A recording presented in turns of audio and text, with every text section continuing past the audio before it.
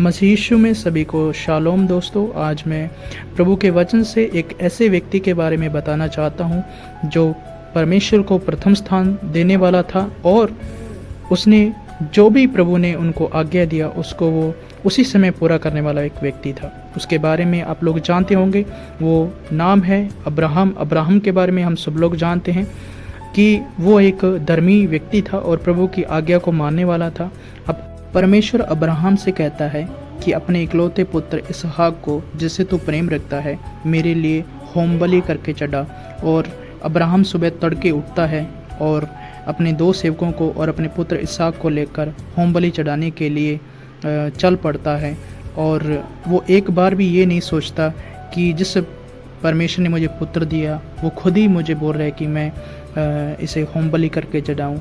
परमेश्वर ने मुझे क्यों दिया अगर वापस ही लेना था। उसके मन में एक बार भी ऐसा एक सवाल, ऐसा एक दुख या ऐसा कुछ भी उसके मन में डाउट नहीं आया। और वो जैसे परमेश्वर ने आज्ञा दिया वैसे ही वो वहाँ से चल दिया और परमेश्वर की आज्ञा को पूरा करने के लिए वहाँ से निकला। और उस जगह पे पहुँच के अपने दो सेवकों को पीछे खड़ा करके वो दोनों पुत्र और पिता आगे निकलते हैं।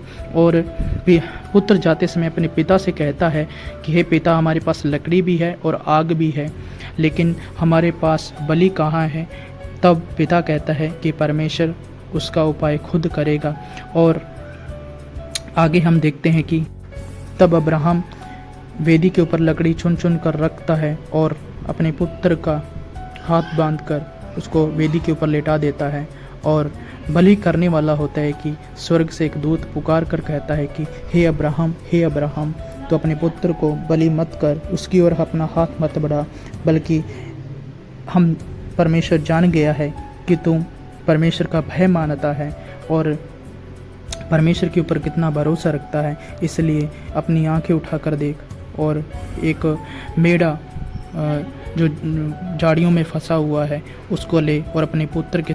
जब ये काम अब्राहम ने किया, परमेश्वर की आज्ञा को पूरा किया, तब परमेश्वर ने उसे एक आशीष दिया कि तेरा जो वंश है इस इकलौते पुत्र के कारण बहुत ही बढ़ जाएंगे, तारागण के समान हो जाएंगे, समुद्र के भालू के समान वो अनगिनत हो जाएगा, क्योंकि उसने इस पुत्र के द्वारा उसका वंश बढ़ना था। और परमेश्वर ने की आज्ञा पाकर उसने इस पुत्र को भी परमेश्वर के लिए होम बलि करके चढ़ाना चाहा। तो परमेश्वर ने उसके समर्पण को देखकर उसको ये एक आशीष दिया और साथ में कहा कि सारी जातियां तेरे वंश के कारण तेरे को धन्य मानेगी। सचमुच मेरे प्यारे दोस्तों, ये जो एक सच्ची घटना है, परमेश्वर के ऊपर एक अब्राहम का विश्वास है कि 25 साल के वायदे के बाद में जो मिला हुआ एक आशीष को भी परमेश्वर के मुख में परमेश्वर ने कहा तो समर्पित करना चाहता है।